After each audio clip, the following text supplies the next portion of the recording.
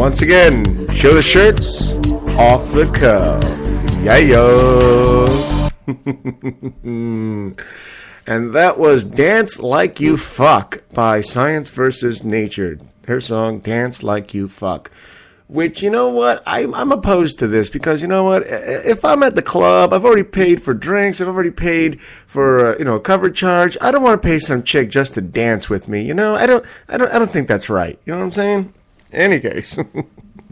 Welcome back once again to Joe the Shirts Off the Cuff. And if you're listening to this show today, here being Sunday, the 21st, what the hell is wrong with you? I mean, Jesus, it's a beautiful day outside. If you live here in Los Angeles, it is gorgeous outside. It's sunny, it's warm, there isn't a big breeze. I mean, it is a perfect day for being outside at the beach, at the park with your dog or your kids or your girlfriend or your mistress or whatever it is you're doing, man. You should be doing that instead of listening to this. That's ridiculous. The only reason I'm doing this is because I have a need for attention that can't be satisfied just by, the people that know me and love me, Jesus Christ, what's wrong with you?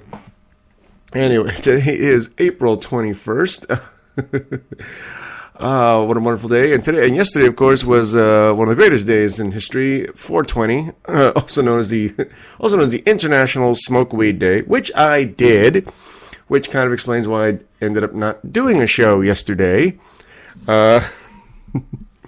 Actually, what I ended up doing yesterday was my girlfriend and I went to one of the local casinos here in California, spent a bunch of money there, had a good time. It was really great because they sent us an offer. It was over at the Pala Casino. They sent us this offer for for my girlfriend's birthday for $30 off any food place in the place, and then we had our Pala points. And we ended up having a $50 meal, at the buffet. We're talking about lobsters and steak and crab and lamb and all this great stuff for 98 cents. That's what it worked out. It worked out to 98 cents. So, that was definitely worth not doing a show yesterday. Getting two $50 meals for 98 cents. So what's going on? Well, like I said, yesterday was 420. I'm not going to get into the whole history of 420 because that's a little, it's been done to death, I think, and I don't feel like doing it necessarily. I think we all know my view on this. Weed should be legal for everybody. It's a lot less destructive than alcohol. Not that I'm advocating, making alcohol illegal. Lord knows I'm having a beer right now. Brought to you by the nice people at Miller Lite. Excuse me.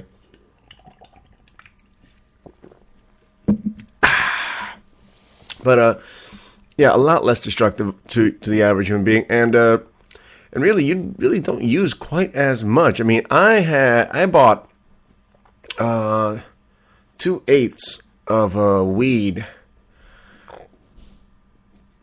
3 months ago. And I'm just now beginning to run short, thanks to my medical marijuana card. I'm able to get weed, not just in my neighborhood. I'm talking right across the street from the medical dispensary right there. From my glaucoma, cataracts, insomnia, joint aches, and to make TV more interesting. I need it. It's a medical condition. The fact that it's still being fought over here in California, especially, just shocks me to death. Because it's now been found that the majority of people in the United States support legalizing marijuana at the very least for medicinal reasons. At the very least, I think that the closer we come to legalizing marijuana, the closer we get to taking the drug cartels out of the picture. Because way too often, so much of the violence when it comes to drugs is because it is illegal. And these drug dealers, these drug cartels, they need to be able to, carve out their turf. And that means that other cartel members from other cartels, they get to get shot or killed, or if you happen to live in Mexico, chopped up into pieces and hung over a bridge. I think the sooner we get to legalizing marijuana, then the sooner we get to what happened in this country at the end of Prohibition. Remember, have you watched Boardwalk Empire at all? These guys are, fighting each other, killing each other, and innocents over, the turf and production of alcohol. Well, the same thing's happening in today's world when it comes to pot. I mean, there are other way more dangerous drugs, like, methamphetamines, cocaine, PCP, stuff like that. It's all out there. It's a lot more dangerous than pot will ever be.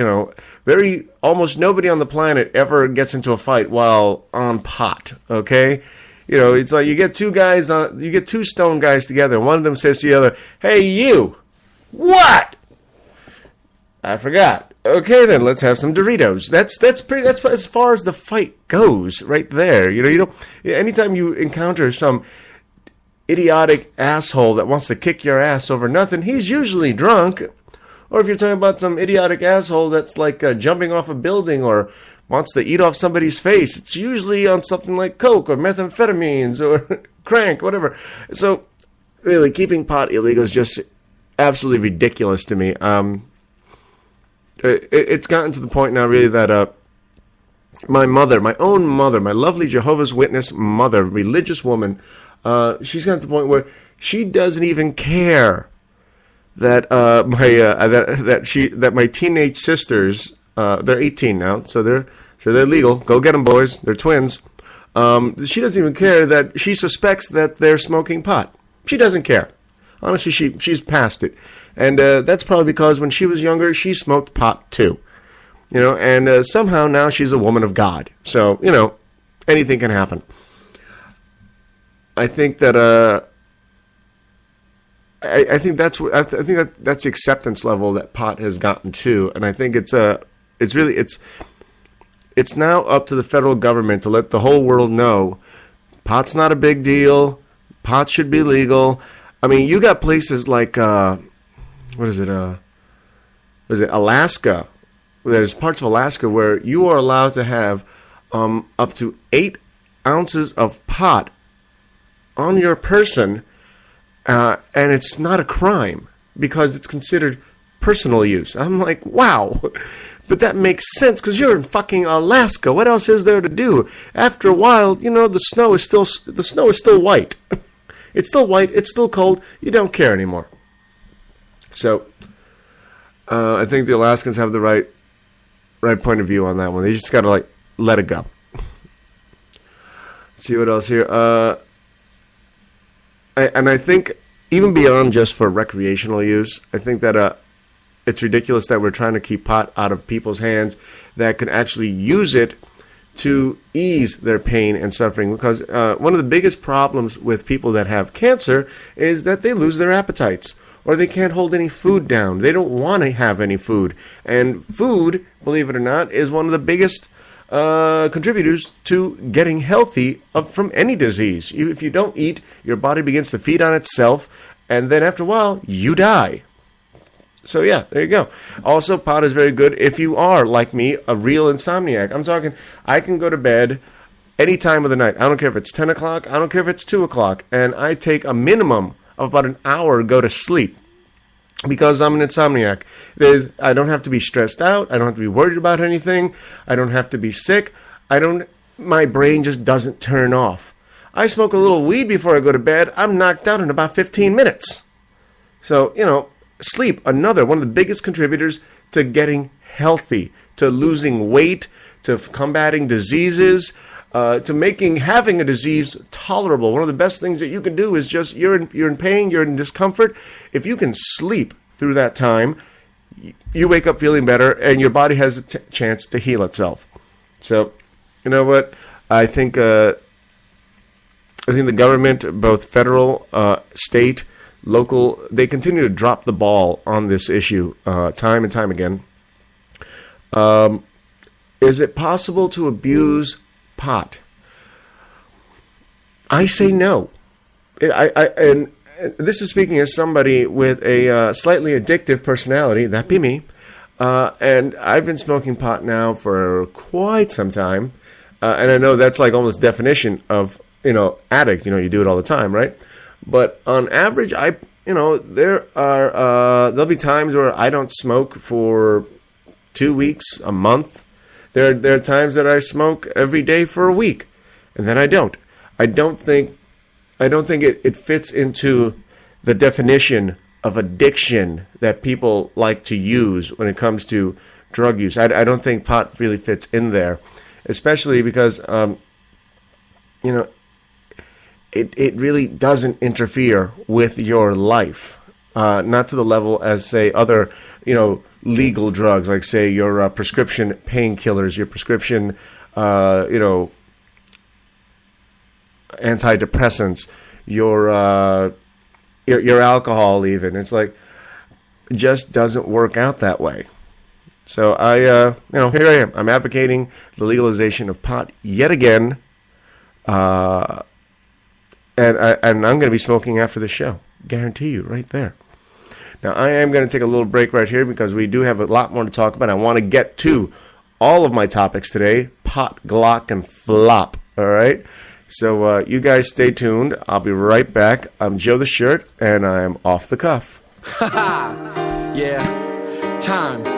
It's a lot like a pizza, and there's only a couple pieces left. Feel me? They say that the days pass way too fast, they sure have. I remember way back, silly things we did for fun. Playing at construction sites, we'd shoot each other with staple guns. Ride bikes to the corner store, we'd all take different routes to see who'd make it first and get to spend their loot on products packed with sugar. This is when Ciroc was known as Little Booger, Stevie's little brother. No other brother's closer, though I swore that he was a bother. He would follow us around, he'd do whatever we did, even though he was a toddler. We were supposed to be the big kids. The minute that my friends had it with him, we'd be at it with them. We'd be fighting on the grass, so what's so mad at my friends? But 15 minutes later, that had to end. We'd say our apologies, it would never happen again. Now we're laughing again, but in a day or two, we're right back at it again. It's just a memory, thoughts inside my head, the things we did, the things we said. Thoughts inside my head, the things we did, the things we said. It's just a memory, snowflakes in my head, the things we did, the things we said. Flooding through my thoughts, things that happen, things I used to beatbox, pop, and lock. I'd rhyme to kill time. The only one on my block that dreamed he'd one day rock, except for Lee down the street, and I put dude in shock. There was Bobby Monaco from 2 blocks over, and little Mikey Jackson from across the bridge. We were the freshest kids. Me from Sandover, Mike from San Miguel, Bobby from Pray Street. Everybody else would pray that we'd never have to meet. As a member of 2 crews, I paid dues on concrete with cardboard on top of it, me in sweatpants, Herbie Hancock's rocket, and that's not all that I was offering. Often we would end these things with a rap battle, where the silence would be deafening. If you could not find the words, you and your crew would wind up exiting. And Joe the Shirts, once again, off the cuff. And that was Brain Freeze by Sackcloth Fashion. But today I picked 4 different songs by 4 different artists. The first one being Dance Like You Fuck by Science vs. Nature, and that was Brain Freeze by Sackcloth Fashion. Welcome back once again to Joe the Shirts Off the Cuff. I'm enjoying my Sunday. Went out for a nice long walk with the dog, did a little shopping. In the background here at the Shirt Studios, I got the next NBA game coming up, Milwaukee versus Miami. Milwaukee is so screwed. And we're talking about today's topic, pot, Glock, and flop. Title chosen by my friend Paula Bergeron. I forget how to pronounce her name. I'm sorry, Paula. Don't kill me. But that is because I posted a question earlier today of what I should call my show. I listed the 3 topics I was going to talk about, and she came up with the title. I think it was her. God, I hope I didn't not giving her undue credit, but it's called Pot, Glock, and Flop. Now, I want to talk to you a little bit about gun control. Now, before I get into this overly much, I want to let you know that I don't know all of the issues. I really don't. I don't know all the stats, and I'm not going to bore you with them. I'm not going to pretend that I do. But I do know a little bit about the world we live in and how it is lived. Do I support gun control? Yeah, I do. I actually do. Do I support our Second Amendment rights? Yeah, I do. But I also understand that there's some things that we can't account for. Now, a friend of mine on Facebook, one Robert N. BSL Lasco, posted something the other day, which got me thinking about this, and I know that my other Facebook friend, Penny Cantu, would probably agree with this. He posted this. There's a quote here. The key fallacy of so-called gun control laws is that such laws do not in fact control guns. They simply disarm law-abiding citizens while people bent on violence find firearms readily available. Okay. All right. I understand where he's coming from. I really do, because the truth of the matter is, if a criminal wants to find a gun, he can. It's not that difficult, okay? I live in Los Angeles, and I can guarantee you I could find somebody in this city that would sell me an illegal gun. It's not hard, okay? But I think that Robert here was oversimplifying the issue. Let's start out with the term law-abiding citizens. There's no such thing as a law-abiding citizen. That person does not exist. All right? The average citizen here in the United States runs afoul of the law each and every single day. And that's just... Let's start out with something simple, like their car. Okay? You park in the red zone. You park at an expired meter and hopefully try to get back before, you get caught. You forget to turn... You don't turn your wheels into the curb on a hill. Now, you park in a handicapped spot, and even though you're not handicapped, but you have a cousin that loaned you gave you their handicapped placard. And all of that is without the car even moving.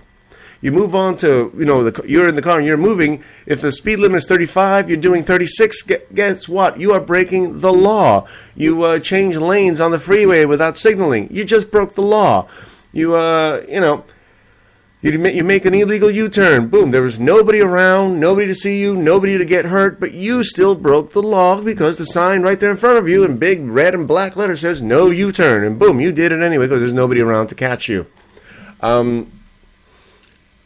You were texting or on the phone while driving. Boom, it's illegal in pretty much every state that I know of, but I know that people do it each and every single day. I saw some bitch doing it just yesterday. All right? So don't tell me about your law-abiding citizens. And let's not forget also, and this is all pretty benign stuff. This is, we're talking about misdemeanors mostly. You get a citation, you have to pay a fine, big fucking deal, right? But let's go beyond that, Let's go into, say, DUIs. Now, do I recommend drinking while driving? No. Mind you, almost nobody actually drinks while driving. They are drunk while driving, okay? And I don't recommend that either. But, no, it does, in fact, happen. And I'm not talking about being drunk while driving. I'm talking about being legally drunk while driving. Say you weigh 160 pounds. You're might call a social drinker. You don't drink every day. You don't drink all the time. You had a couple of beers with your pals. You weigh 160 pounds. Some guy got the big account with Nike, and you guys all decide, hey, let's go to Barney's and have some wings and a couple of beers and celebrate. Okay, like I said, you weigh 160 pounds. You're male. You had 2 beers. And you had 2 beers within 1 hour, and you realize, oh shit, I got to pick up my kid from school. All right, so you say, hey guys, I got to go early. Bye bye. I'll talk to you later. So no, really, I mean it. Yeah, I got to pick up my kid. I forgot. It's my turn. The ex is being a bitch, and she won't do it for me. So then you go out, you get into your car, and you start driving, and you are not drunk, but the cops pull you over. They say, sir, have you been drinking? And you're a dumbass, and you go, well, yes, officer, I have, but I only had 2 beers. Sir, you just step out of the car. But of course, sir, would you like to take a sobriety test? He's like, well, yeah, sure, no problem. And then, of course, you fail the sobriety test because you blow 0.08. Boom, you're legally drunk. You had 2 beers in an hour, and you, my friend, get to go to jail. You broke the law. In some places, a Class D felony. Boom. And then we go to the point I was making with Robert the other day. Again, going back to law-abiding citizens. Let me read you this quote one more time here. The key fallacy of so-called gun control laws is that such laws do not in fact control guns. They simply disarm law-abiding citizens while people bent on violence find firearms readily available. Okay. Okay, I will agree with Robert on one thing. I do believe that the average person that legally acquires a gun, the average citizen who buys it for, say, hunting or skeet shooting or, target practice or home defense, yes, that's great. That's fine. I have no problems with that. But what happens is when law-abiding citizens, the alleged law-abiding citizens, get into extraordinary circumstances. This is something that I wrote to Robert about. I let him know, okay, but plenty of law-abiding citizens, they have their gun that they bought for home protection to protect their property and their kids and their wife. And then this law-abiding citizen comes home early one day from work to surprise his wife, and there's said wife having sex with his brother. So then said law-abiding citizen goes, gets his gun, and shoots them both. Okay, another example for you. You have your law-abiding citizen that she buys a gun for to make her feel safe. Maybe she's in a concealed carry state, where you're allowed to bring your gun along with you, and she's got a license and she's got a permit, and she's at her kid's pee-wee soccer match, and she gets very, very emotional when it comes to pee-wee soccer, like a lot of parents do. And she doesn't think that the coach is playing her kid often enough, and instead, letting other kids play. Maybe those kids' parents contribute more money to the team. Maybe they participate more in the bake sale. Or maybe she just thinks that this coach just doesn't fucking like her kid because her kid has red hair. Who knows? So she gets pissed off, goes back to her minivan, brings out her Glock, and perforates the coach. Now, these may sound like extreme examples, but they're really not. These things really do happen. Okay, we've all seen the stories in the news, on Yahoo, on Google, where, some normal, everyday, allegedly law-abiding citizen just loses their shit and blows somebody away. And that is what I think is the true counter-argument as far as fallacies are concerned to what Robert posted, is that most people that are shot and killed with a gun tend to be shot and killed with a gun that's owned by somebody they know. Now, that's a statistic that you can't really argue with. That is a fact right there. I mean, yeah, there are going to be extreme exceptions to that rule. Like your asshole that walks into a movie theater when they're showing Batman and shoots the place up, or your other asshole that decides that he's pissed off at the world and goes into a grade school and just shoots 26 people. Those are exceptions to the rule. But those exceptions are what makes the rule true. The rule is, if you are going to get shot and killed by somebody, it's probably somebody you know. That's a fact. That is statistically true. And sometimes, it will be an accident. Sometimes, you wake up in the middle of the night, you think that you're being robbed. There's a home invasion going on, so you grab your gun. It turns out, you know what? It's your little brother from college. He decided to come back and visit you. He was in town. He was out with his buddies, and then he lost them, so he decided to come crash at your place. Didn't want to bother you. It's 4 a.m, so he used his key, that he had from last time, and he opens the door, and you just blow his ass away. But more often than not, when somebody shoots you, it's a crime of passion. They're angry, they're pissed off, and they're going to fucking shoot you. What's the old joke? A guy walks into a gun shop and says, "Yeah, I want a gun." He's like, "Okay, sir, just fill this out. It's a waiting period. It'll be 7 days." He's like, "But I want it now." It was like, "Well, sorry, sir, I can't give you the gun now. It's a state law. It's a 7-day waiting period." Fuck, but I might not be angry by then. So... And that's why waiting periods exist.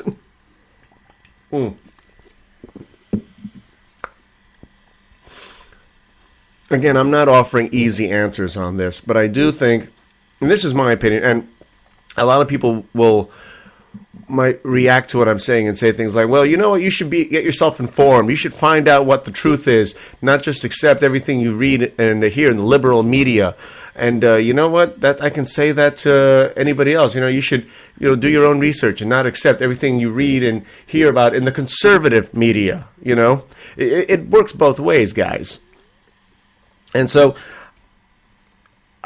but I'm not going to do that. You know why? Because I'm an American. And as an American, we don't like to do research. We don't like to look things up. What we do like to do is see what's going on out there, the horrors that are going on, these terrible, awful things that people are doing with guns. A lot of the times, purchased, acquired legally, licenses, permits, what have you, and boom, they go off the deep end.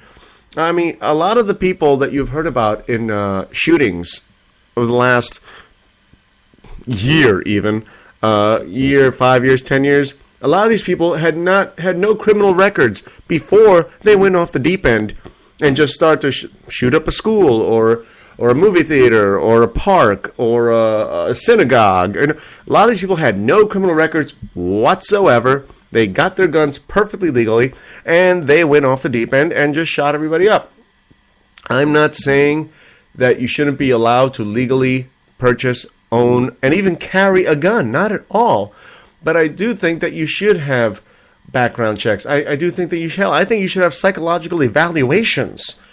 Honestly, and what is it? Here in California, the state of California just signed a bill that would allow an extra $24 million allotted to a task force here in California to search out people that shouldn't have guns and take those guns away from them. Yes, these people did in fact purchase a lot of these people did in fact purchase these guns legally, but then their status changed somewhere along the way. Maybe they committed a crime, maybe they were judged mentally unfit, and now they've assigned $24 million to find these people, because you know what? There are people out there that should not have guns. I think if you committed a felony, you shouldn't be allowed to have a gun. I think that you've already proven that you're dangerous enough as it is, that adding a gun just makes things worse. I mean, should there be exceptions to the rule? Yeah, absolutely so. If you, like I said in my earlier example, if you got a DUI, you got a Class D felony because you had a couple of beers, or you had like a 12-pack before you went driving, that doesn't make you a violent, dangerous criminal. That makes you a dummy that got in the car. If you happen to be a sex offender, you had a habit of molesting 12-year-olds, and Lord knows that doesn't happen in this fucking country, well, then you shouldn't be allowed to have a gun, because you've already proven that you're dangerous enough as it is. But if you're a sex offender because when you were 18, you had sex with your girlfriend who was 17 and she turned 18 2 weeks later, but her parents were dickheads about it, then you know what? On the case-by-case basis, yeah, then I think you should be allowed to have a gun if you want to, because you're not a dangerous criminal. You had sex with your girlfriend who's 2 weeks younger than you are, and you actually married the little bitch, and now you got 3 kids, and you live in the burbs. You should be allowed to have a gun if you want to be. But if you have a history of mental illness, if you have a history of violence, that's something that should be looked into. And I think that anybody that opposes background checks and keeping weapons out of the hands of mentally unstable people and criminals, well, then you're taking this Second Amendment rule a little too far. Okay, we have the right to defend ourselves. We do not have the right to arm idiots and maniacs. And we are going to take a break. I didn't realize I'd be getting into this so much. All right. Anyway, we'll be right back. I'm Joe the Shirt. I'm off the cuff.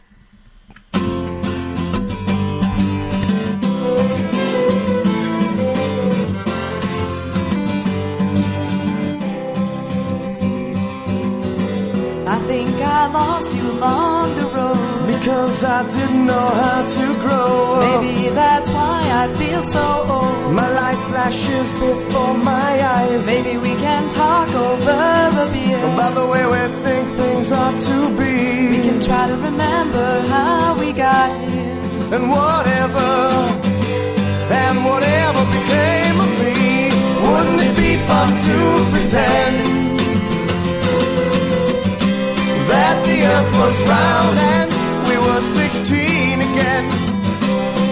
could drive all night until the sun comes up, my friend, and I'll listen for your name in the wind. And I think I missed the train. Well, I guess I should have bought a ticket. I don't think I ever changed. Time slips by and I'm still the same. We were running hand in hand. I didn't know you'd go so fast. That's why I just don't understand how you reached your destination and I'm still living in the past. Wouldn't it be fun to pretend that the earth was round and we were 16 again? We could drive all night till the sun comes up, my friend, and I'll listen for your name in the wind. I'm the last Well, I'm the last one standing here. just a relic. I'm just a relic in the And Joe the field Shirts, of off the cuff iron. and back. Welcome back, everybody. And that was Pretend by Sunspot. You know what? I hope some of the music has been entertaining for you. We were just talking about gun control, and now I do have to leave that topic there. I will be revisiting it because I think it's a very, very interesting and important topic, especially with what's going on in the world these days. Hell, in our own country and our own backyard. And now I want to talk about erectile dysfunction. More importantly, I want to talk about the myth of erectile dysfunction. I think that it has been overemphasized. I honestly believe that like 90% of all erectile dysfunction is bullshit. People,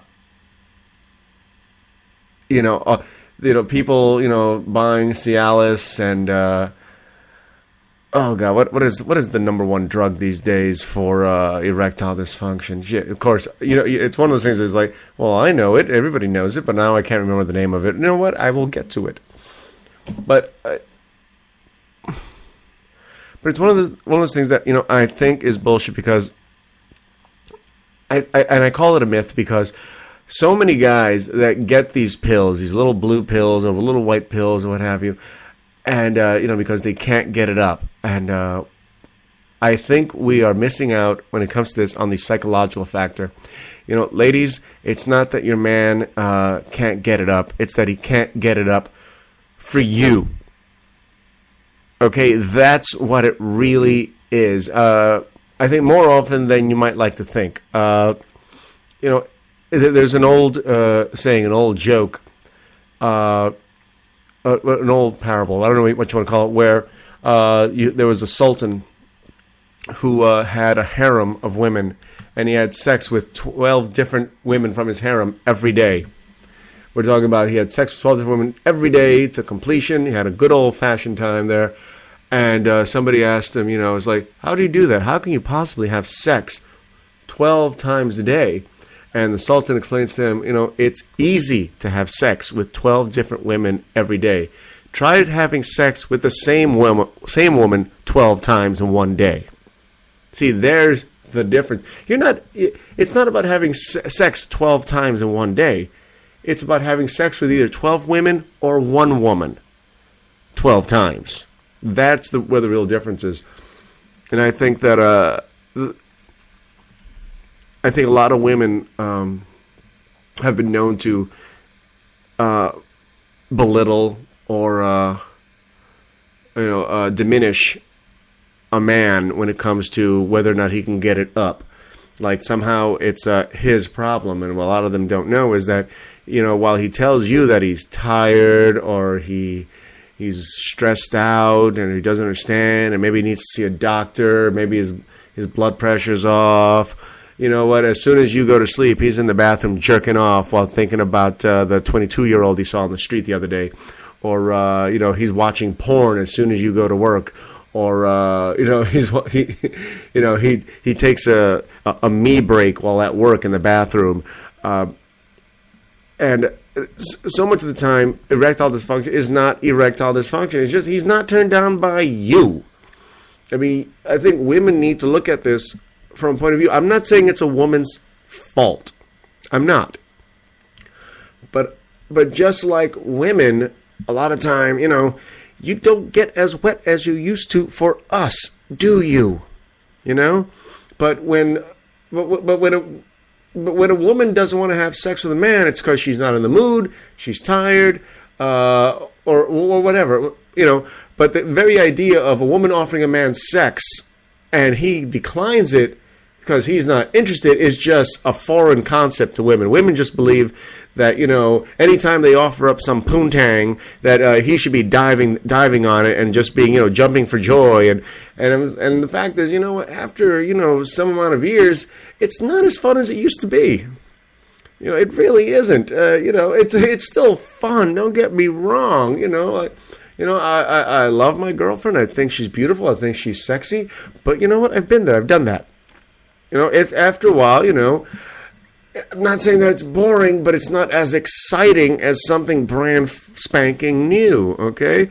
They say that one of the best ways to test whether or not a man has erectile dysfunction is to take a roll of stamps and put a roll of stamps around his penis before he goes to bed.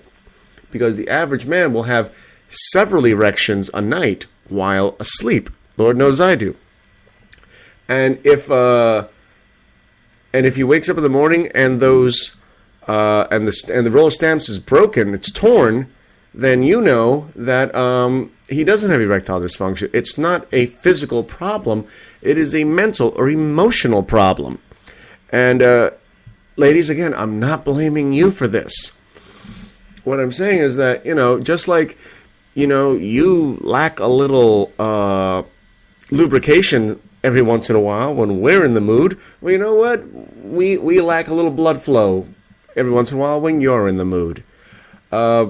Obviously, there are cases out there that really exist where there really is erectile dysfunction, where guys can't get it up for anything. And again, a lot of that, even in those extreme cases, and maybe those guys have a certain fetish that there's no way in the world that you can ever come up with. It could be that the guy you're with is actually really into dudes. This has happened. It sounds absolutely bizarre, but I've known a number of women who have dated, even married, who they later found out to be gay men, and all that time they thought there was something wrong with them. Now, I know a lot of gay guys that have sex with women, usually because they want to have sex with their boyfriends as well. That happens quite a bit. And the guys will be able to have sex with this woman because while they're having sex with this woman, her boyfriend is, balls deep in his ass. So, yeah, they can do it that way. But I think that for the majority of the time, most guys, erectile dysfunction is a crock of shit.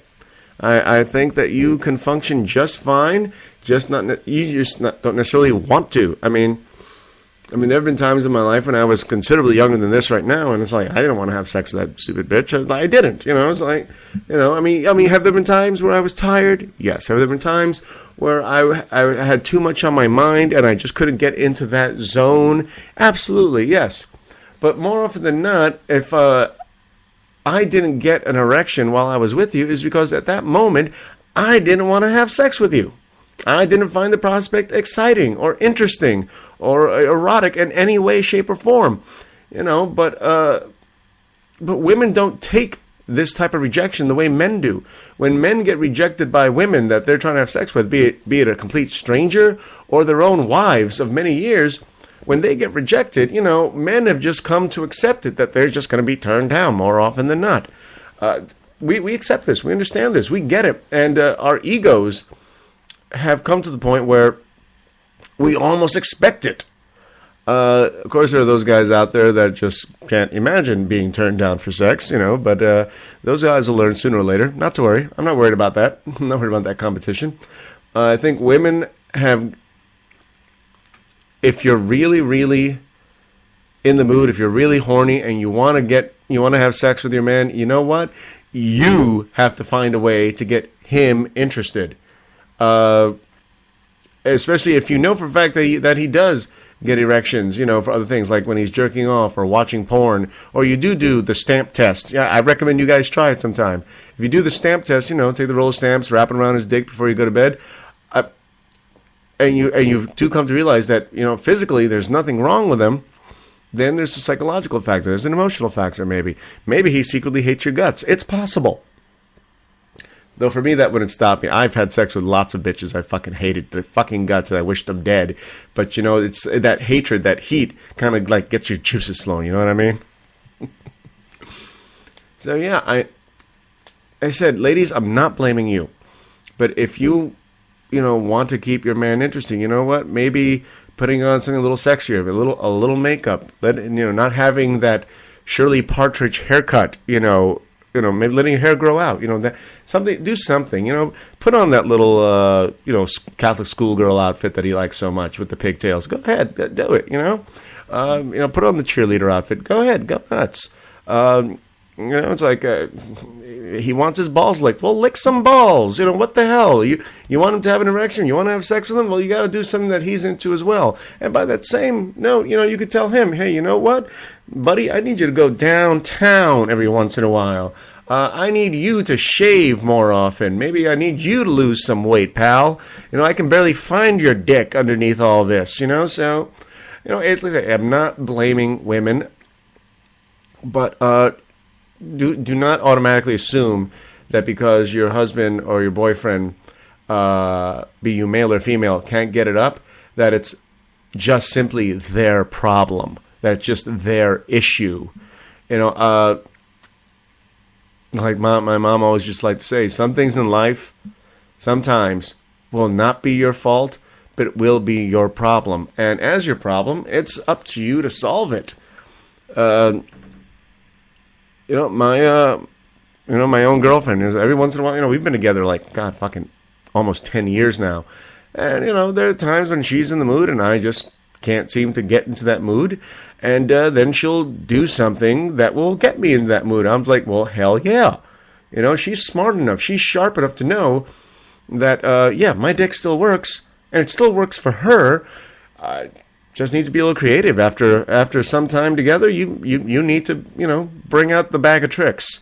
That bag of tricks that you used when you first got together, you got to keep that bag of tricks. Too many people throw away the bag of tricks that they used when they first got together.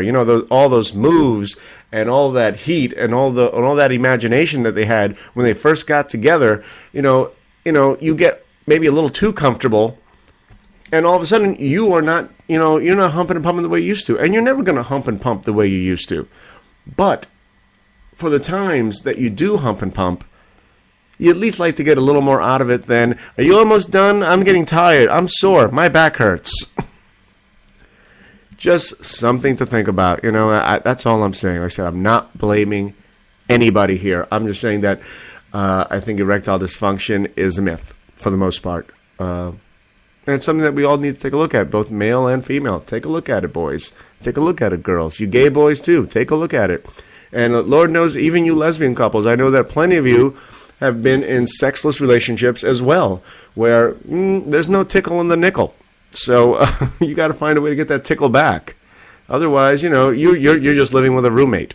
You're living with a roommate that you happen to sleep in the same bed with. Big deal. But when I was a kid, I slept with my siblings in the same bed. Nothing was going on. We were just sleeping in the same bed, and that's what ends up happening with you. And that is my time. I hope you enjoyed today's special Sunday edition of Joe the Shirt's Off the Cuff. And we're going to go out with the last bit of music here. It's called Pretend by Sunspot. Oh, actually, no. Actually, we just did that. This is called Elevator Music by Othello. Thanks again for listening. I'm Joe the Shirt. I'm Off the Cuff. Go outside. And distant chatter. Hard to concentrate, yo.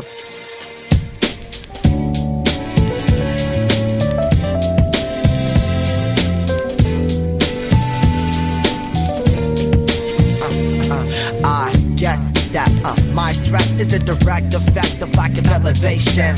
Linger in the lobbies of commotion and busy bodies in business to shoot for the promotion. Somewhere beneath the fruitless speech, I hear this tune that assumes I would love to turn it up a notch, but it's mocked in the discussions. Paper thin percussions on the line of melodic, hypnotic vibes that is so trying to focus on. Suddenly I singled out what I have sung. Lips move, no talk, soothing sounds from overhead, peacefully project, enticed into individual door, giving options to visit various floors, curious of what's in store, what lies ahead.